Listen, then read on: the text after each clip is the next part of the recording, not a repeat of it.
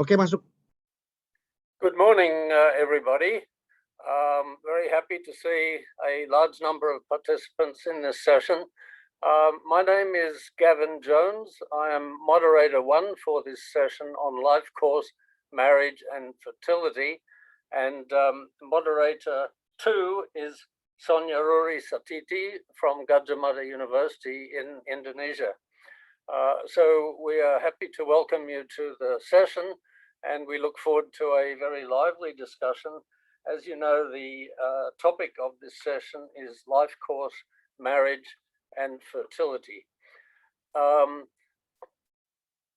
Let me just note that the 3 papers that are to be presented this morning are, first of all, from Ravita Yadav, Effective Life Course Events in Adolescence on Their Mental Health Status in Early Adulthood. The second one will be by Momo Makino, Understanding the Role of Girls' Schooling and Paid Work in Delaying Marriage. And the third one by Jingwen Zhang, Analyses on the Changes in Migrants' Contraceptive Method Mix in China during 2011 and 2017. And let me just mention the basic rules of the game. I think you're all aware of it since the conference is nearing its end. But each speaker has 15 minutes to present, and there will be a warning signal 5 minutes before the end, and then another one to tell them when they have to stop. We will take the presentations in order, and then after the 3 speakers have presented, we will then move to the question and answer and discussion session. Now, I need to check whether all of the speakers are already in the room. I understand that speakers 2 and 3 are here. Is Ravita Yadav here yet? If not, then I guess we had better start the session with the second paper, and that is by Momo Makino. So could I invite you to now begin your presentation? Thank you. Could I share my screen? Yes.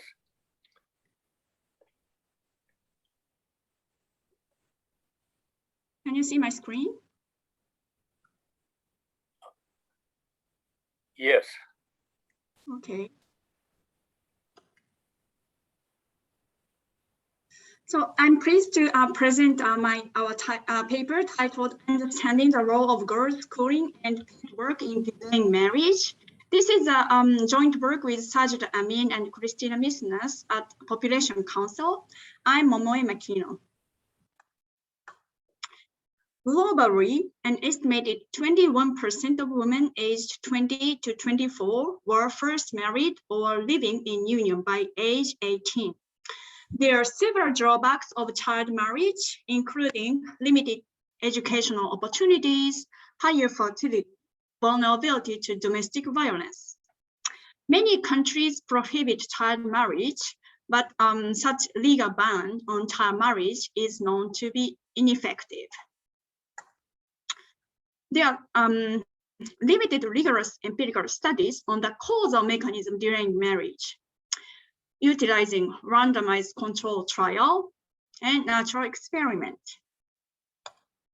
Our study adds to this limited empirical evidence on causal mechanism during marriage. We focus as potential channels on schooling and studying, participation in paid work, and time spent on household chores. In order to review the causality, we use a 2-stage least squares estimation by exploiting the experimental setting of the Balika project. Balika provided skill training to adolescent girls aged 12 to 19 in rural Bangladesh. So we assume that Balika training directly affects the adolescent girls' time use patterns, but doesn't directly affect their timing of marriage.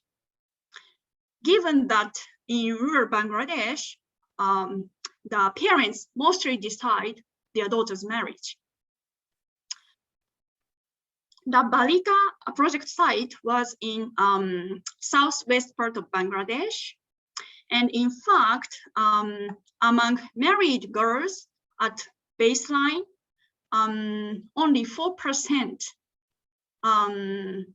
of girls ever decided their own marriage. So our assumption is seems to be okay.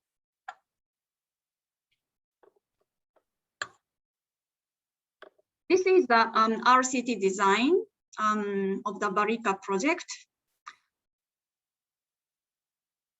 And there, among treatment arms, there are 3 different types of trainings, 1 to 3.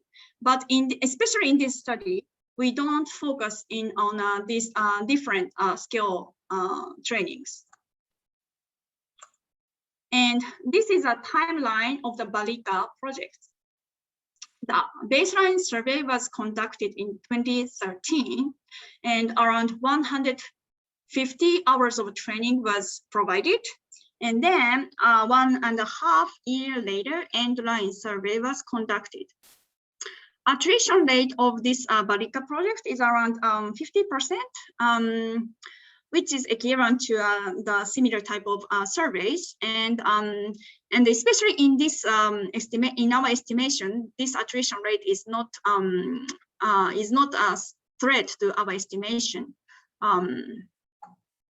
But more threat for our estimation is lack of balance between treatment and control arms.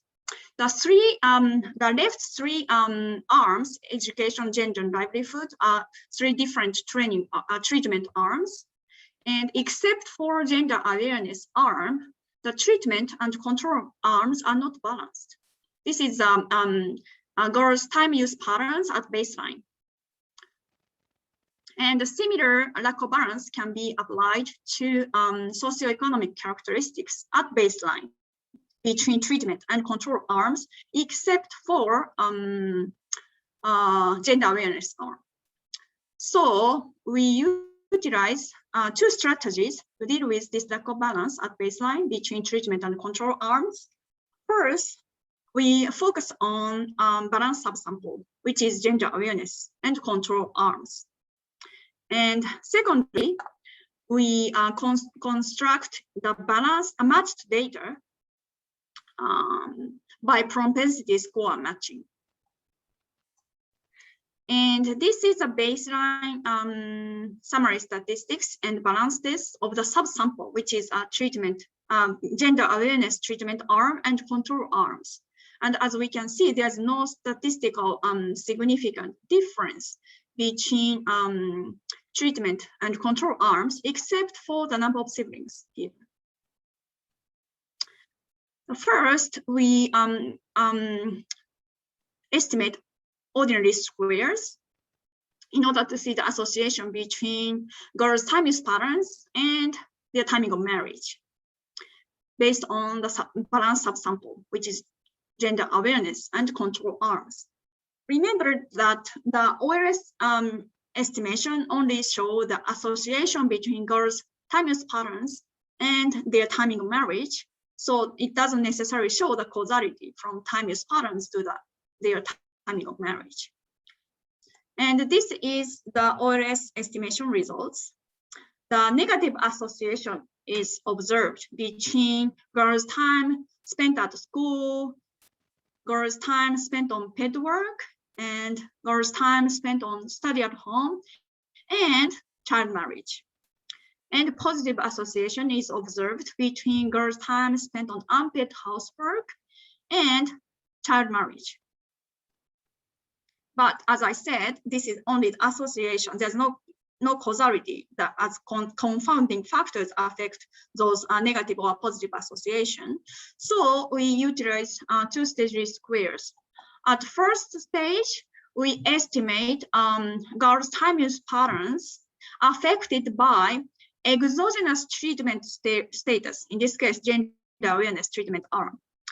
And in the second stage, we use this estimated time use patterns affected by exogenous treatment status. So the second stage estimate the causal impact of girls' timeless patterns, which is exogenous, affected by exogenous treatment status on child marriage. This is our estimation strategy. And this is a first stage estimation result. So unfortunately, the treatment status doesn't significantly affect girls' time spent on study at home. So unfortunately, we can use this girls' time spent on study at home in a second stage due to weak instrumental problem. This is a second stage outcome.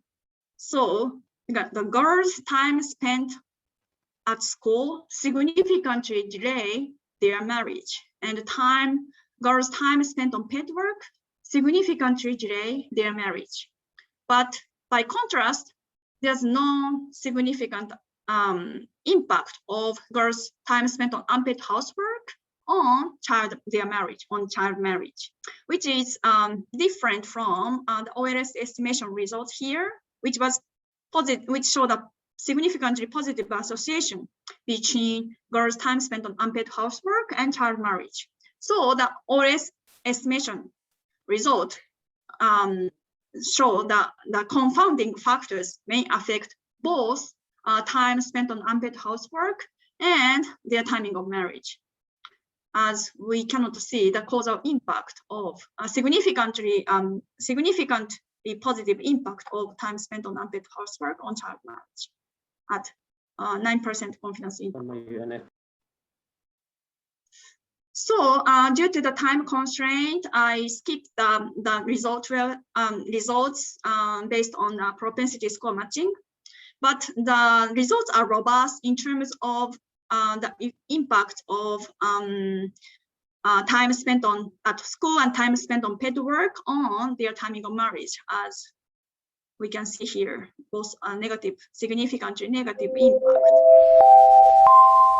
So the conclusion of this paper is that adolescent girls more time dedicated to schooling and paid work have causal impact on delaying marriage. Thank you for listening my presentation. Thank you very much for the concise presentation and keeping within the time limit.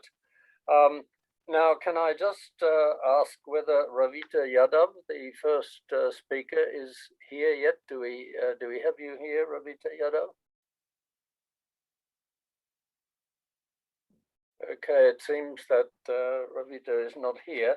In that case, we will move straight to the third paper, which is, as I mentioned, Jingwen Zhang on analyses on the changes in migrants' contraceptive method mix in China during 2011 to 2017. Please go ahead.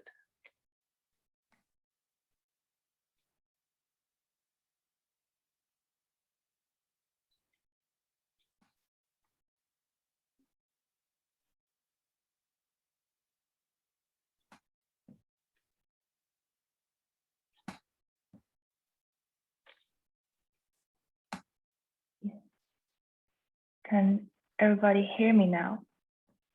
Yes. Yeah. Yes. Okay. Hello, everyone. I'm Jingwen Zhang from the University of Manchester, and today I represent our study on internal migrants' contraceptive method change in China during 2011 to 2017. And this study is conducted by me and my colleague from China Population and Development Research Center. The background of this study is the relaxation of family planning policy in China in recent years. In 2014, a selective two-child policy replaced the former long-standing one-child policy in China. And 2 years later, everyone in China can have 2 children. And just in this particular year, and three-child policy was launched. Although the policy has changed, and there has been a lot of study trying to investigate the impact of the policy changes on people's behavior of fertility. However, there hasn't been consensus reached on the long-term impact of these policy changes. In this study, we aim to approach this question from the perspective of contraceptive use. We aim to understand whether the contraceptive use have changed throughout this period of policy changes. This is because contraceptive use is a very important intermediate fertility variable in the reproductive models. And through investigating the contraceptive use, we can have a clear picture of people's fertility behavior in the future. And in this study, we particularly focus on internal migrants in China. There has been a large population of internal migrants since 1980, and most of them are at their reproductive age. However, there has been few studies examining their reproductive behaviors. In sum, the research question in this study are what are the temporal trends of migrant women's contraceptive use method from 2011 to 2017. And furthermore, we want to understand whether the temporal trends of contraceptive use vary by fertility history of women, because we hypothesize that the change of people's contraceptive use should mainly occur among women who have fewer than two children. And here, we mainly focus on the period trend of people's contraceptive use, because we think period effects is a proxy of the policy changes. However, period effect is always confounded by age and cohort effect. Because in each year, the age composition of population is different, and age is linked to your childbearing intention. If you are older, you are more likely to complete your childbearing plan. Therefore, you are more likely to use permanent contraceptive method and less likely to use the short-term contraceptive method. And by cohort effects, we mean the interaction of the historical context, policy events, and individual life stages. As we can see, although our study period is 2011 and 2017, however, people at reproductive age during this period are from different birth cohorts. And those people have experienced different policy, especially the family planning policy during their life course. And their experience in the past will shape their contraceptive use in the future. Therefore, we should take cohort effect into consideration. And our study used the data from China Migrants Dynamic Survey from 2011 to 2017. And this is a pooled cross-sectional data, and it covered 31 provinces in China focused on internal migrants. And the final sample is 35,000 married internal migrants aged 15 to 49 who are using contraception during the study period. Our main dependent variable is contraceptive use, and it equals to 1 if the person is using permanent methods, which are male and female sterilization, and equals to 0 if you use short-term reversible methods, including IUD, IUS, pills, and condom, and other methods. And in terms of cohort effect, here we use 3-year both cohorts. This is because if we use 1-year both cohort, it will suffer from co-linearity issue with age. And here we use 3-year because we assume that people who are born in the adjacent years will experience similar events during their life course. We also controlled individual level, household level, and regional level variables in our models, which are closely linked to people's fertility fertility behaviors.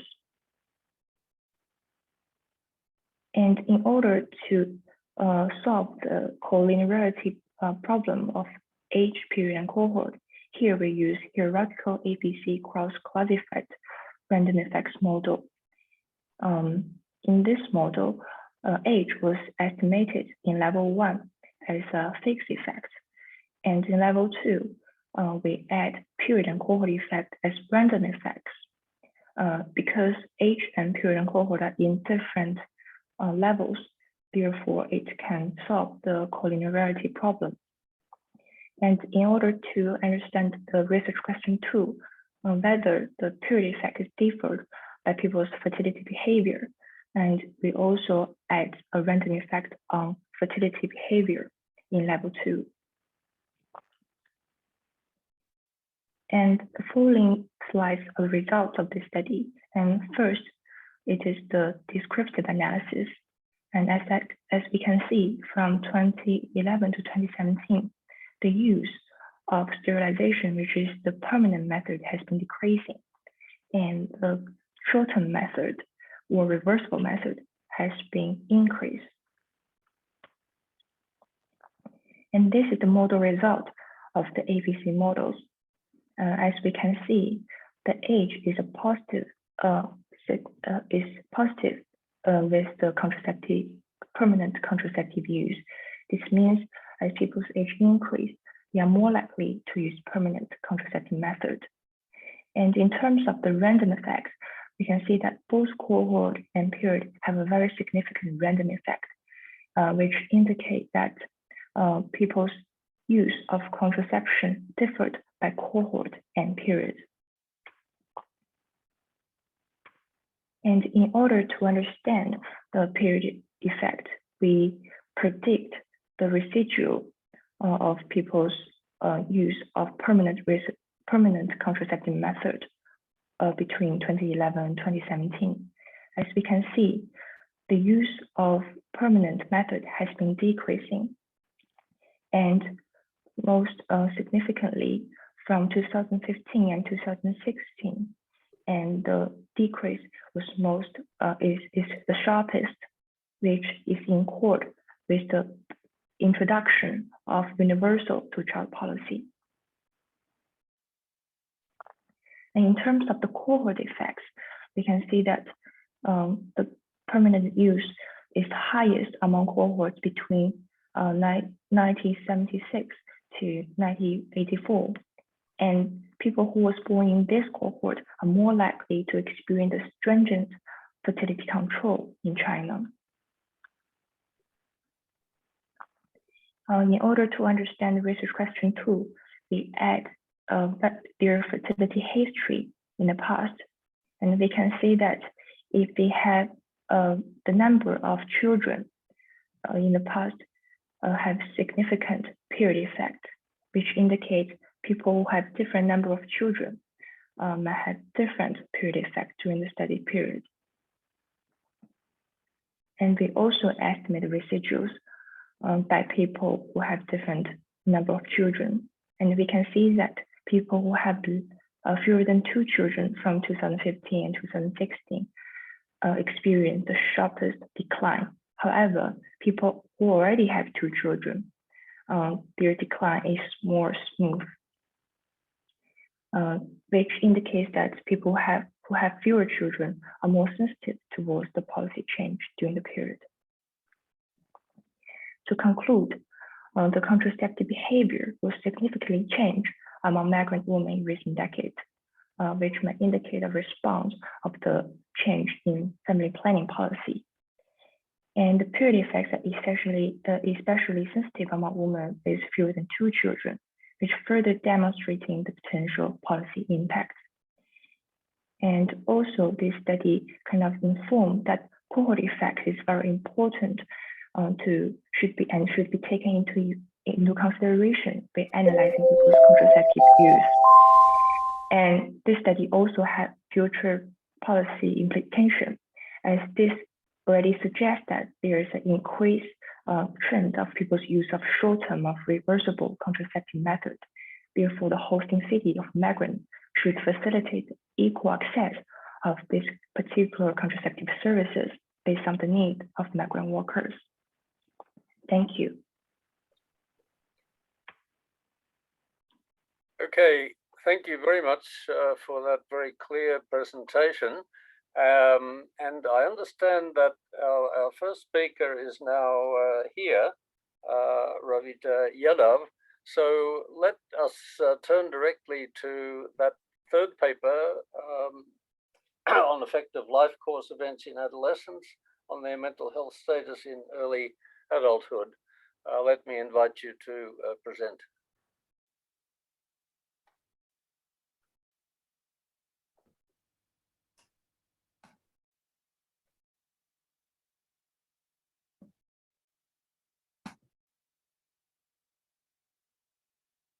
So greeting of the day to all of you. Welcome to the 5th Asian Population Association Conference. First, let me introduce myself. I'm Ravita Yadav from International Institute for Population Sciences, Mumbai, India. And I'm here to present my topic, effect of life course events in adolescence on mental health status in early adulthood among females in Bihar, India. So these are the content of the presentation. According to the World Health Organization 2001, mental health is defined as a state of well-being in which every individual realizes his or her potential and can cope with the normal stress of life, can work productively and fruitfully, and is able to contribute to his or her community. Mental Health Europe report also supports one of its frameworks that, according to WHO, there is no official definition of mental health. Most of the experts agrees that the absence of mental illness and mental health are not the same thing, because the absence of any recognized mental disorder is not necessarily an indicator of mental health.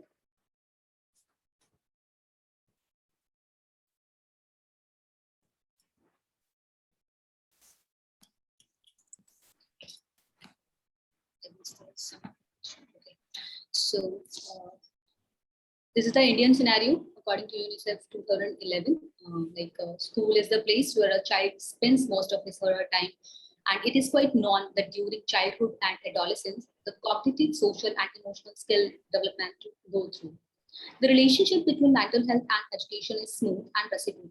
Every 9 seconds, a student makes a life-changing decision to drop out of school in the member countries of OECD. 20% of young people and the education before reaching the upper secondary level, which means 1 in 5 students have a higher risk to face unemployment, morbidity, and mortality, poverty, compared with their cohorts who completes their education. So the timing of an event may be more consequential than its occurrence. This may be especially true for marriage, for which most agree there is culturally appropriate time to marry. This is the Indian scenario.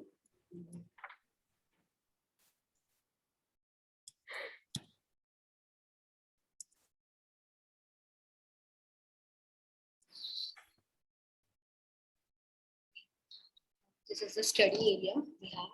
It is a state in India which has the highest density population. Like adolescent proportion is around 23.4%, and which married girls between 15 to 19 participated in decision making regarding their own health care is 31%. Married girls who completed 10 or more years of schooling is 26%. Married girls who completed 8 or more years of schooling is 46%.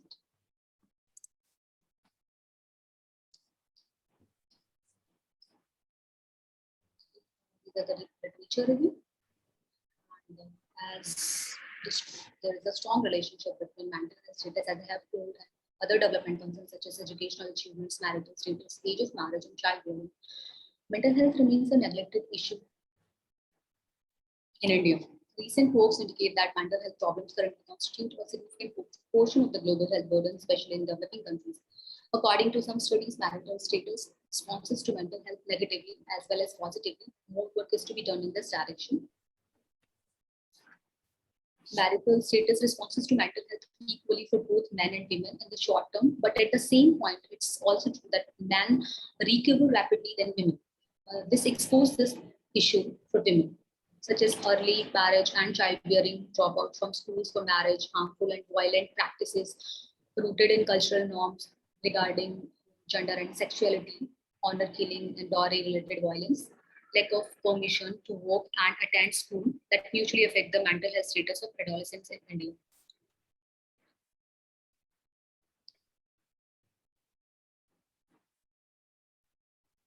So these are the objective of the study, like to study the effects of early dropout from schools on mental health status of young women, to understand the different implications of early marriage on mental health of young women. The data source, the secondary data from state level survey, that is understanding the lives of adults and young adults, program conducted by Population Council. It describes the changes and the situation needs of younger population, that is from 10 to 19 age. Over time, access factors determining the quality of the transition. And it's a longitudinal survey. Baseline survey was held in 2007, and the follow-up survey held in 2016 of the same cohort. And this data provide for state as a whole, as well as for urban and rural region, not district ones. Sample details are like women aged 23 to 28 years at follow-up, that is in 2016, who were at age of 15 to 19 years at the time of baseline. So this is the methodology framework. For objective 1, these are the follow-up independent variables. That is like age, place of residence, wealth status, etc. At baseline, the independent variables are like religion, caste, family type, parental education, occupation, dropout status of adolescent. For objective 2, marital status, age of post-marriage, husband's education, spouse age gap. Outcome variable is mental health.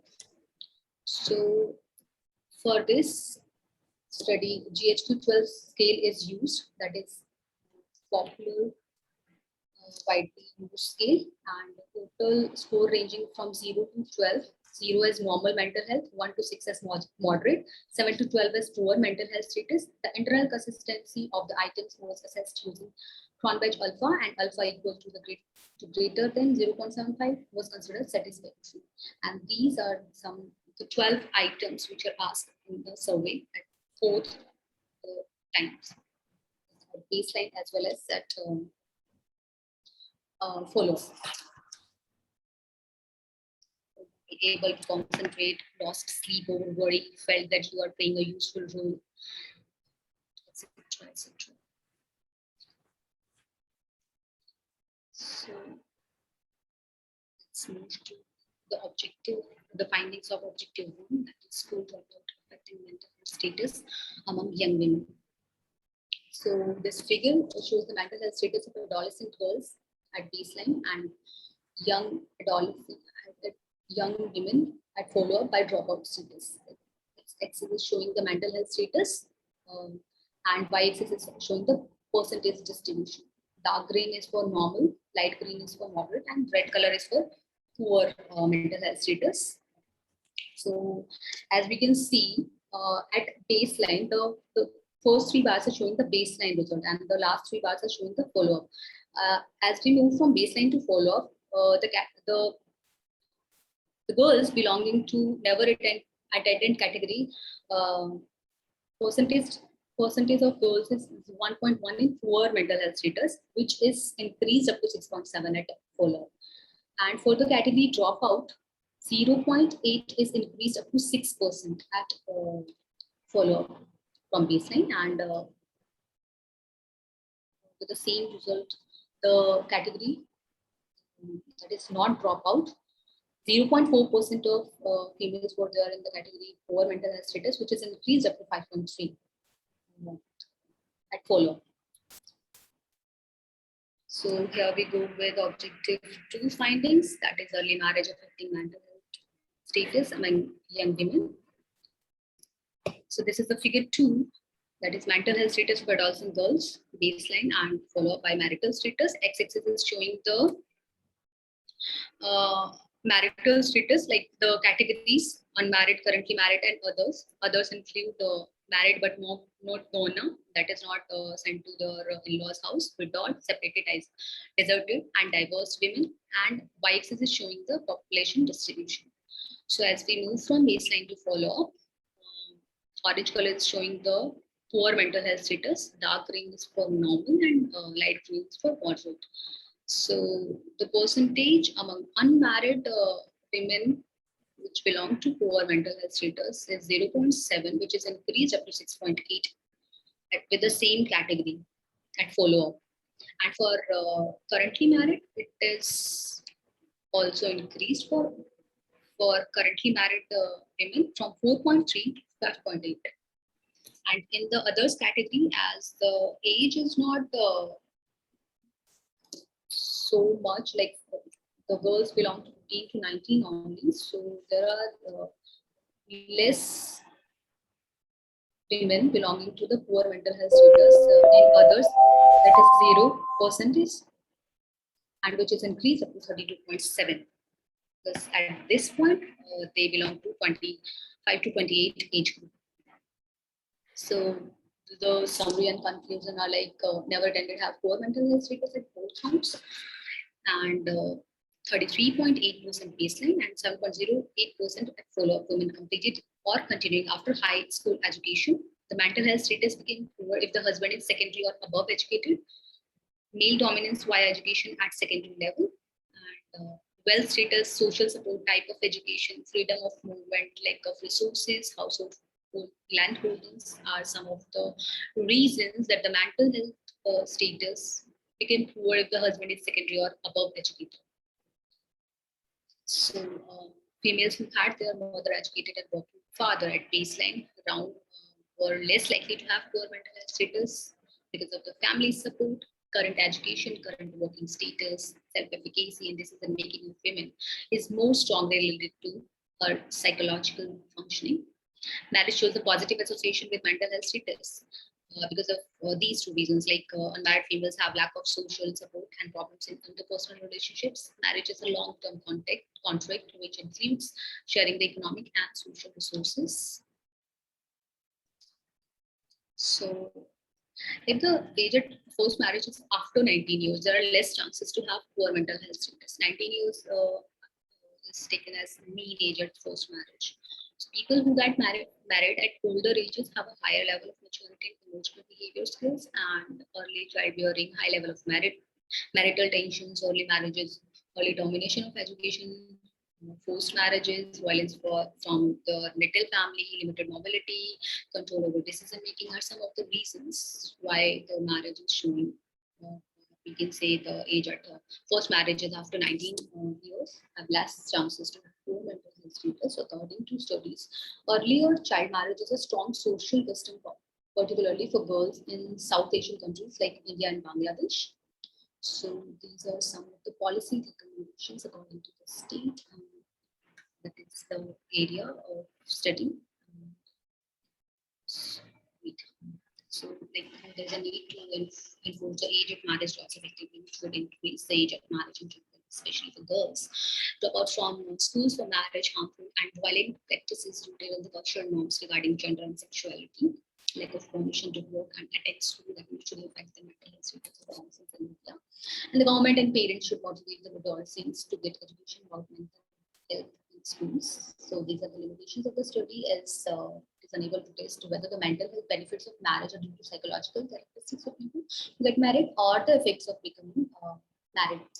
And due to the small scale data, results cannot be generalized at national level. Thank you so much. Okay, thank you. We have had, I think you will all agree, 3 very interesting papers presented. And happily, we have about 45 minutes left for discussion of these papers. So let me remind you that you can put your questions in the chat box. It's actually better that you do it that way than that you speak, because sometimes the reception is not as clear and everybody can read it if they're in the chat box. So can I invite everybody to do their questions that way, put them in the chat box, and then we can take them one by one. We won't take the papers in order. We will simply take the questions or comments in order as they come up. Now let's see, how many do we have already in the chat box? Okay, thank you, Professor. Before we start this session, Good morning and very warm welcome from Indonesia. I hope all of you in a good health. My name is Sonia Ruri Satiti. I am a junior researcher at the Center for Population and Policy Studies Universitas Gadjah Mada. I think it's look like one question from Siren to Jingwen Zhang from China. This question is a question for the China paper, grid papers, the finding of an increase in non-terminal contraception.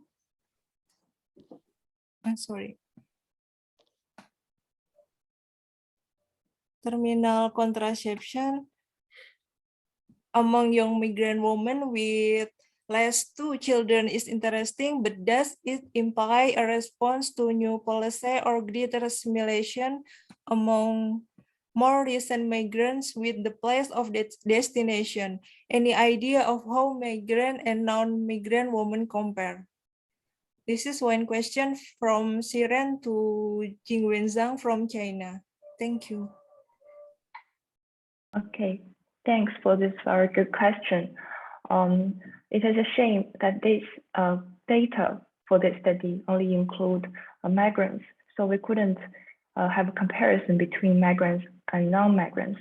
But based on previous study, and we have found that actually migrant women are more likely to use temporary or short-term contraceptive method, and local people who don't migrants are more likely to use permanent method. Therefore, actually, non-migrant women are more like larger spaces for the change in their contraceptive use in response to the policy changes. However, this hasn't been like empirically studied, but that might be a like future direction.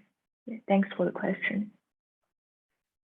Okay, because no more question in this chat box, maybe I would like to invite the moderator, Professor Gavin John, to ask question to the speaker. Maybe I will return the time over to you, Professor. Well, I would hope that other questions are going to I know. in the chat box, because I Yes. don't tend to spend too much time on this. But yeah, I can maybe make a couple of comments and questions while we're waiting for other questions to Yes. emerge. One thing in the paper on the mental health status, which I found very interesting, as the paper noted, there is not much information about this kind of topic, and it's very important that you have a study here which is able to look at the mental health status related to these life course events in adolescence. And I guess the query that I have, and perhaps the reception was not quite clear during the presentation, but I understand there was a baseline survey in the year 2007, and then there was a follow-up survey of those same people in 2016. And of course, this is essential for a study like this, because if you just had a one-shot survey, you would not know anything about what comes first, the chicken or the egg or the chicken. But of course, even in this case, there are very important issues of, time sequence, causality, and so on. And, the mental health status in this earlier stage and the mental health status later, and how that change might have been related to some of the events that we're talking about. So, you did not have very much time for your presentation there. And I'd like to invite you to say a little bit more about that issue, that we have this interesting longitudinal set of data, and how to make the most effective use of it in a study like this. Please go ahead.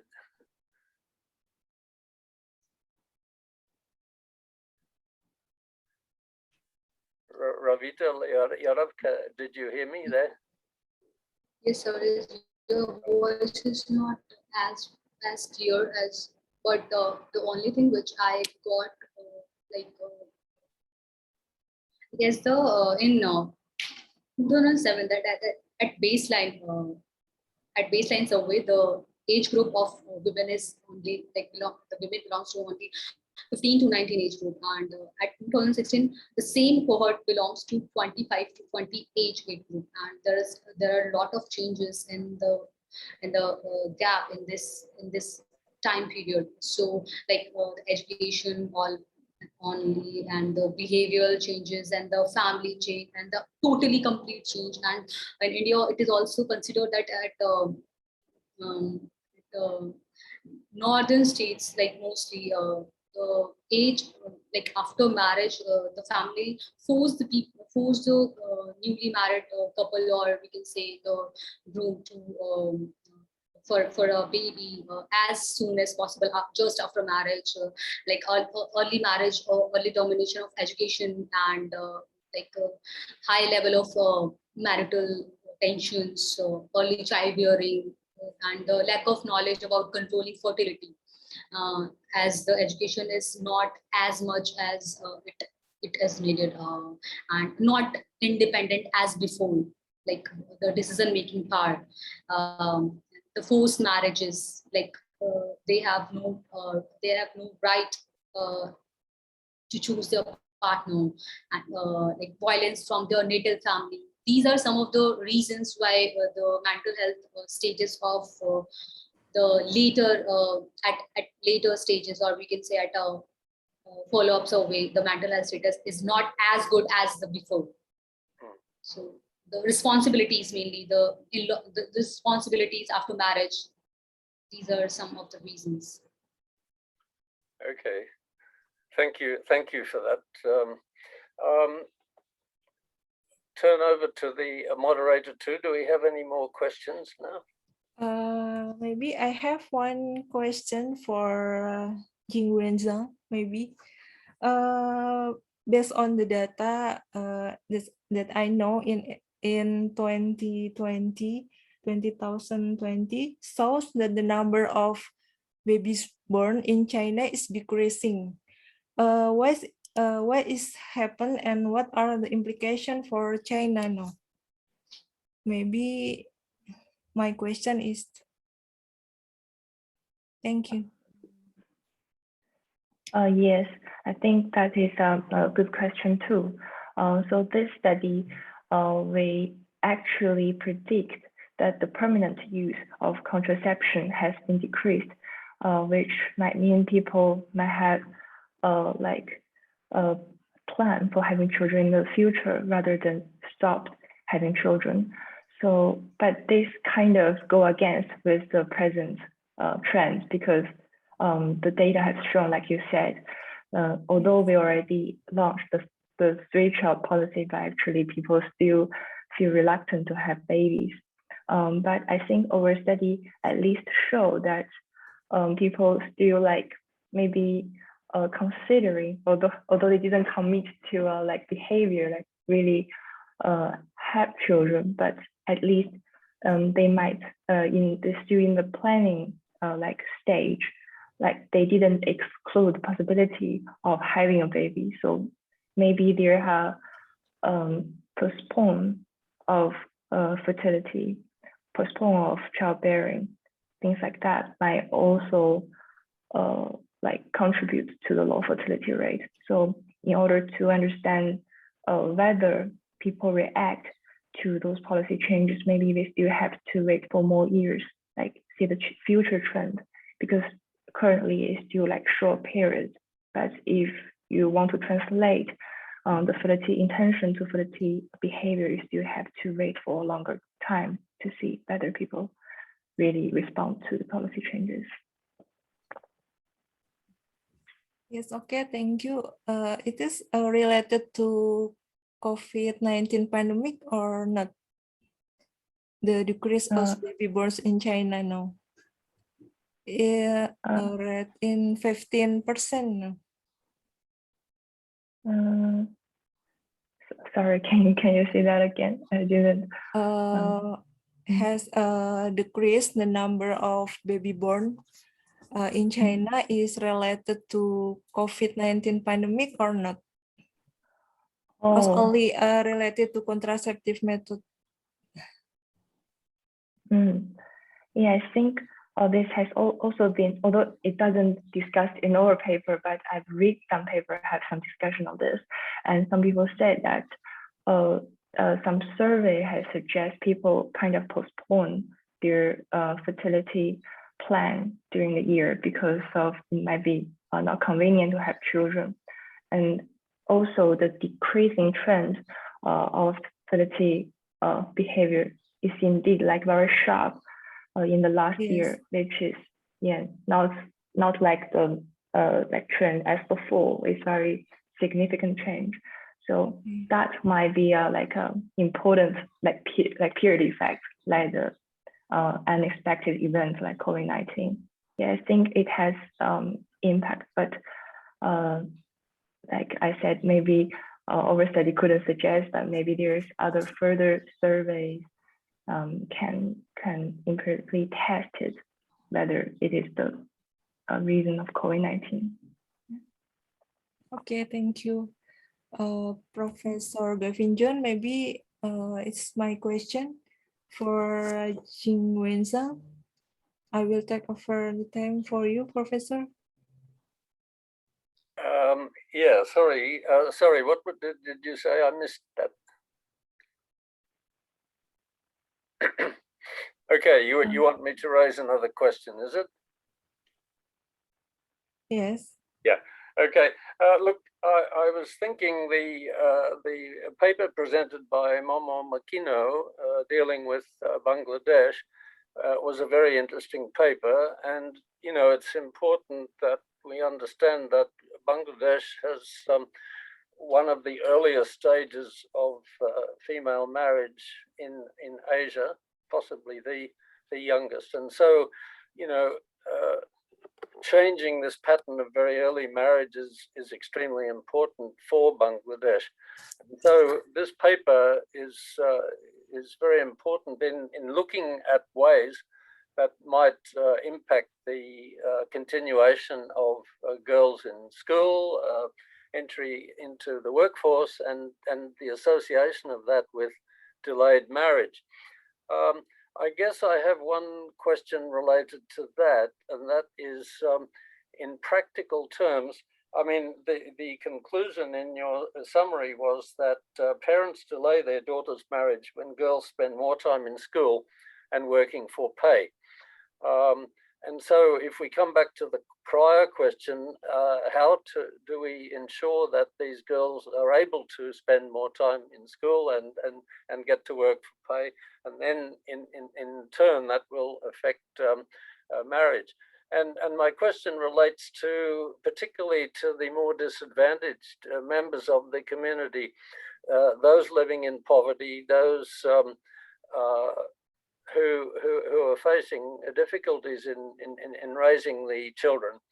And in many cases, in a country like Bangladesh, a poor family, one of their main objectives is to get the daughter married off so that she won't be a burden to the family anymore. And we do have schemes, practical schemes of trying to keep disadvantaged children and particularly girls in school. And, you know, these can include payment schemes, they can include school lots programs, various kinds of programs which can assist the parents in keeping the girls in school. So I'd like you to perhaps comment on, you know, the practicality of some of these programs that might result in keeping girls in school longer and giving them the chance then to enter the workforce. I know the ultimate objective in the paper is to look at age of marriage, but this is the practicality of how that is done. Thank you for your question and comment. And in terms of utilizing Balika project as exogenous treatment, they offer skill training programs. The first one was educational training at basically after school training. So such kind of like sort of light touch training without any payment, like conditional cash transfers or unconditional cash transfers, could affect increasing girls' time spent at school, as well as time spent on paid work.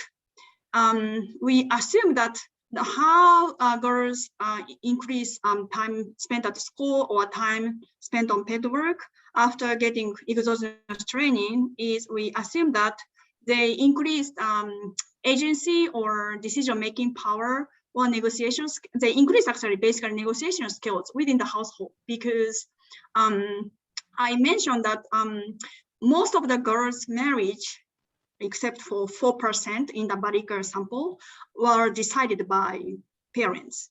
So the marriage decision is kind of extreme pattern decided by parents, but they at least have to negotiate how many years that like school completion, school continuation, as well as a paid work participation. They have to negotiate with parents, especially fathers or elder brothers. So we assume that that Barika skill training increased their negotiation skills and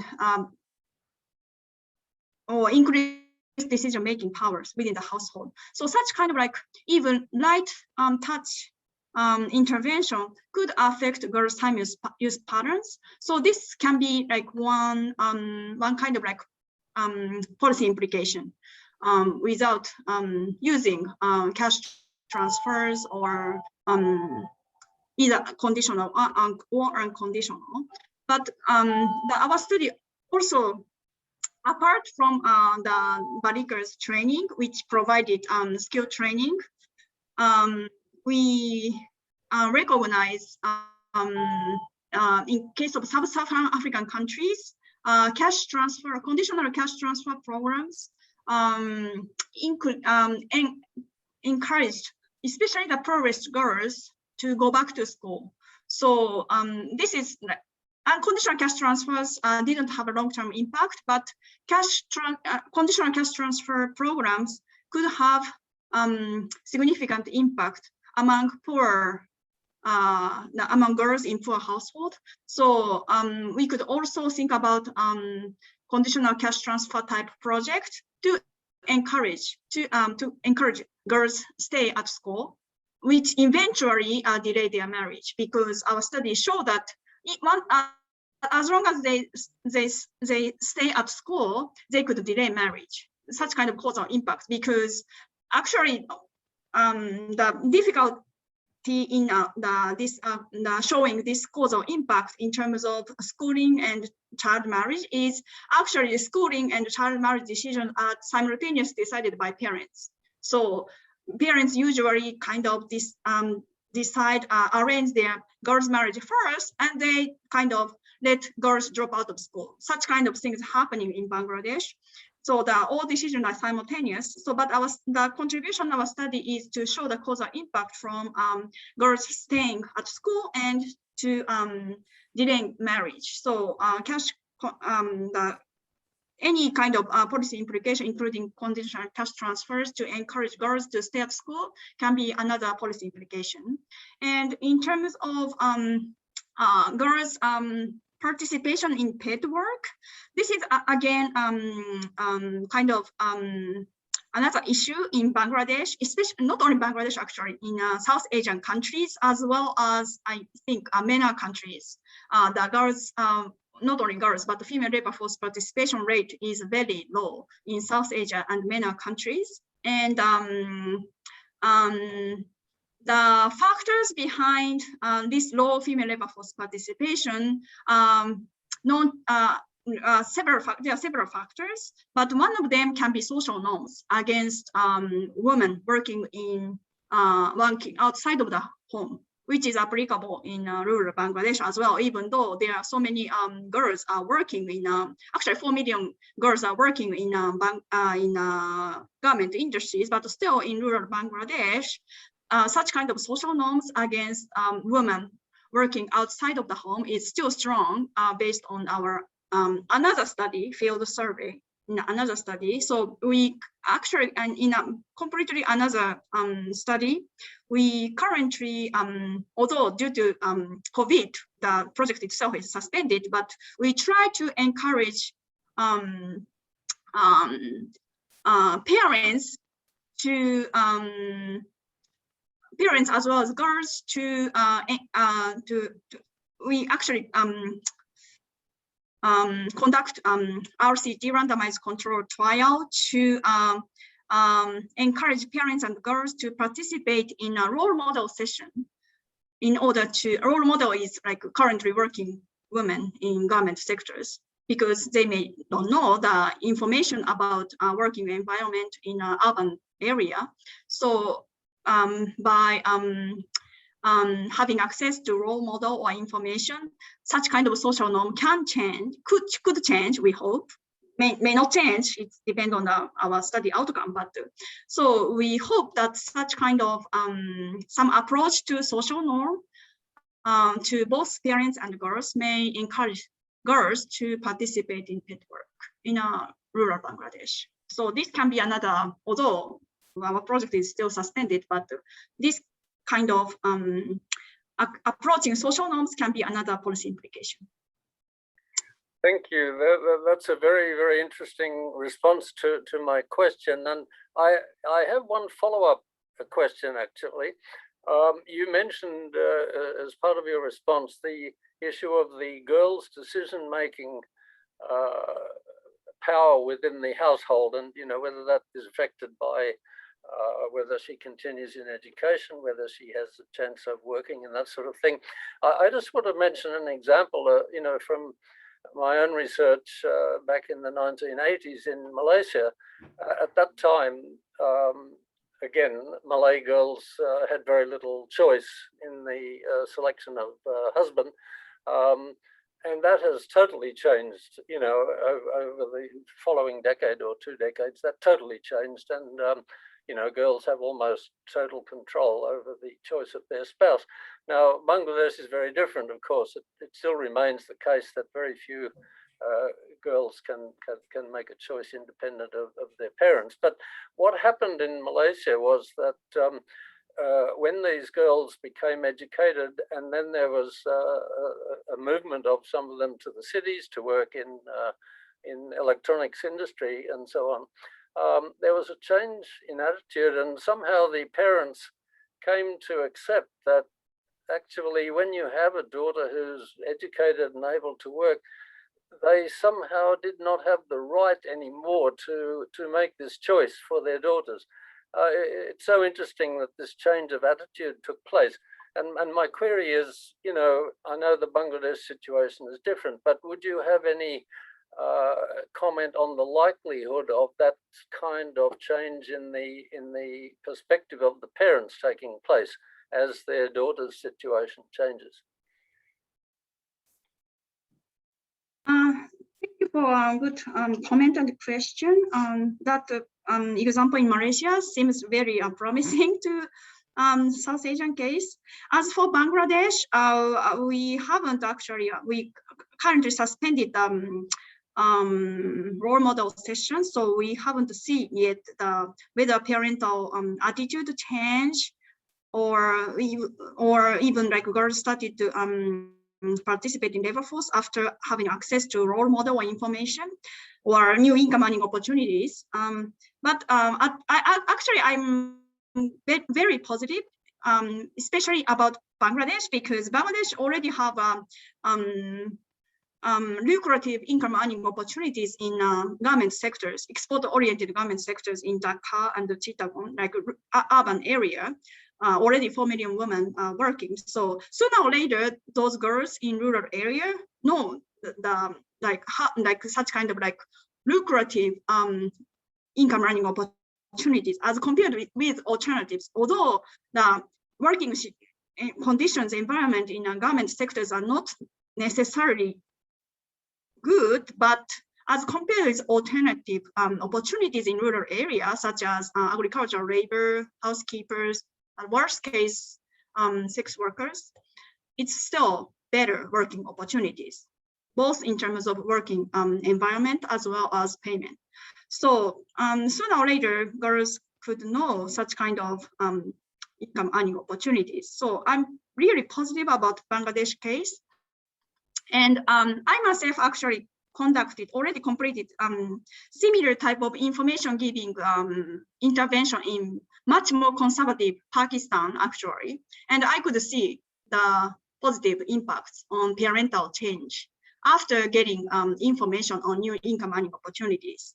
So in case of Pakistan, because it's much more conservative and I could only see the impact after 1 year of providing information to parents. So we couldn't see the actual change in female labor force participation because in such a conservative area, but we could at least see the change in parental attitude toward girls and women working in factories, which is important because factories are blue collar sectors. Right? So traditionally, not only in Bangladesh or South Asian countries, but even the States, US have a kind of stigma against women working in a blue collar sector in 50 years ago. So I think such kind of parental change toward blue collar sector is kind of promising sort of like evidence. Thank you. Thank you very much for that. And I think I turn over again to moderator 2 to follow on here. Okay, Professor. I think we have one question from the participant from Siren again. In their paper, surprised to see from Ravita Yadav, speaker number 1. Surprised to see that those in the other category had a high level of poor mental health indicators in the follow-up. This group must include largely those who are married but not yet cohabiting, as this ex few will be divorced or widow. This girl would be residing in the natal homes. So could you explain why these girls are so much more likely than other group and so much more likely than in the baseline survey to show poor mental health? Okay, thank you for Ravita Yadav. The time is yours to answer. Sorry, your voice is not here.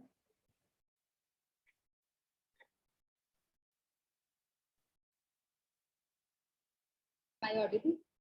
Yes. So thank you so much for asking such a good question. And as I have already told in my presentation also, there are some reasons, there are background characteristics belonging to the basic characteristics at baseline as well as at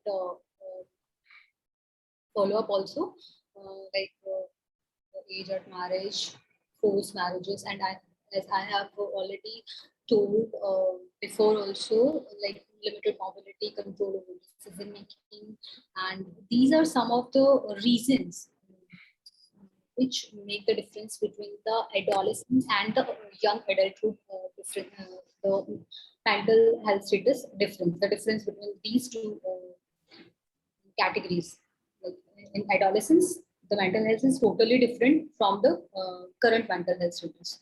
So I guess I have told each and everything. But if you have some other query regarding this also, you can ask me. This I have shared an email also. So. Okay, I think enough. And I have one question for you, Ravita Yadav. In your opinion, do number of adolescents who drop out of school in India contribute to the high number of unemployment in India? Sorry, I'm not getting your question. Uh, does the high number of adolescents who drop out of school in India contribute to the high number and unemployment in India? Yes, we can say, or we can conclude also, but I haven't looked into this picture like employment wala thing, but I can say ki yes, this is true as the data is the state data only. So I can generalize it at national level. And the type of employment also we can say ki the less educated people is more indulge in the type 4 or type 3 kind of jobs like the labor kind of jobs. So this is the things which I have got in the literature review. So Okay, this is very I'll look insightful. into this. Your question is good and your suggestion I'll take into this consideration. Okay, thank you. I will turn off time to you, Professor Gavin John. Yes, okay. We haven't had so much discussion on the China paper yet, and I found this very, very interesting. I mean, the earlier cohorts that were very much influenced by the strict one-child policy are more likely to use the irreversible contraceptive methods, while the younger cohorts tend to choose reversible methods. That is, those who are in this recent situation where the possibility of having a second child has been opened up. And you know, that is, I suppose, what we would expect. But what I'm asking you is perhaps a bit more speculative and not directly related to the paper. But what we see happening in China is that although the possibility of having more children has been opened up, it's not really happening according to the evidence that we've seen. In other words, people are still restricting their family size very much.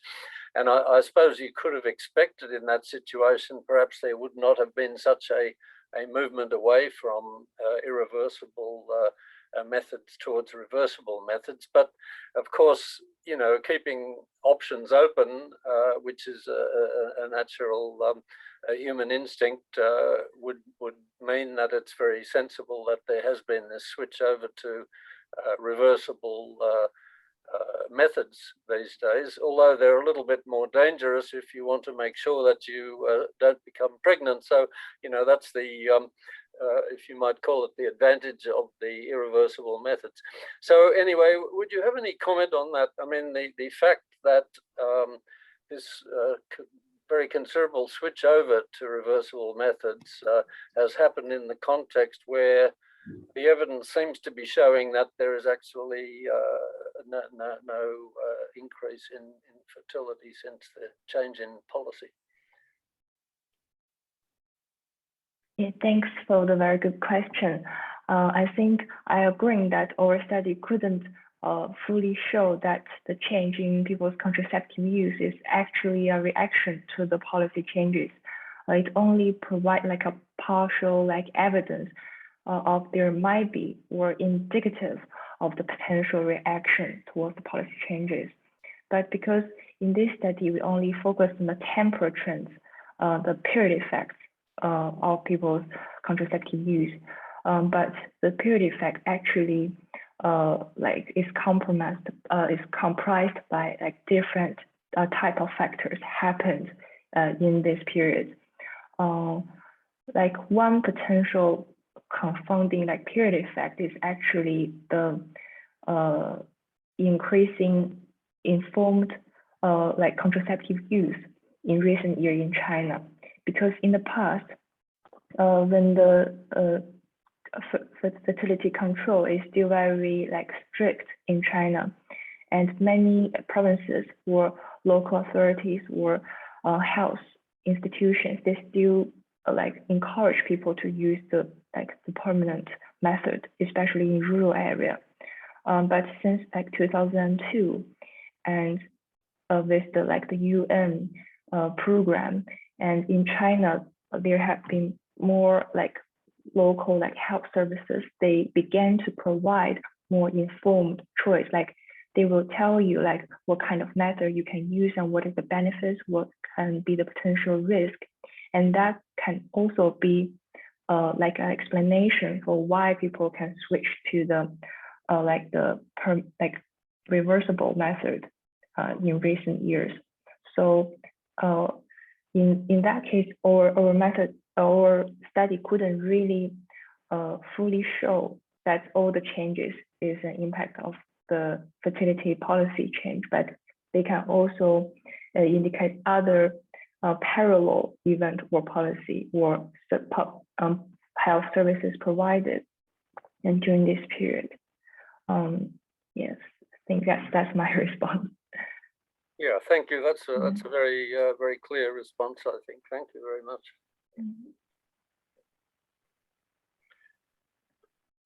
Okay, I'm not sure that I have any more questions. Are there any more questions coming up in the chat box?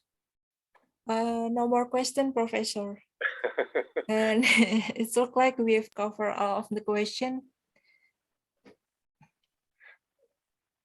This is your opportunity. You have 3 very interesting papers here, 3 presenters already to tell you more. So let me invite the audience to think of further questions that they may want to have. There's only 10 minutes left for this session, but make the most of it if you can.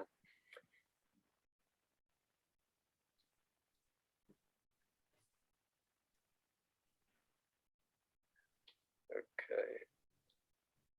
I don't see any more questions. Yes, I don't see any more questions in the chat box. Right. Well, I guess there's no need to protract the session unless, you know, let me invite the 3 speakers. If any of you have an additional point that you would like to make, which, you know, you didn't really have the chance to do in your presentation, we could certainly give you a few minutes now to make such an additional point. So do any of you want to make further comments and elaboration on your earlier presentation?